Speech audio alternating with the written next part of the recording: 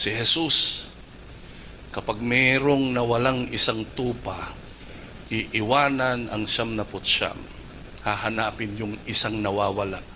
At salamat sa mga lingkod ng Diyos. Hindi nagkait na ang kaligtasan ay tanging kay Kristo lang matatagpuan. At hindi ho namin malalaman yon kung wala hong nagbahagi. Ang dalangin ko lang ho, wag ho nating sarilinin yung kaligtasan. Nakakalungkot po kung yung kapamilya nyo, asawa mo, anak mo, kamag-anak mo, hindi mo mabahaginan ng salita ng Panginoon. At hindi nila yun maiintindihan, hindi nila yun malalaman kung hindi mo yun ipagsasabi.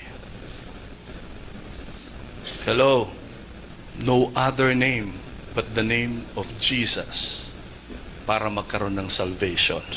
Palakpakan po natin ang Panginoon.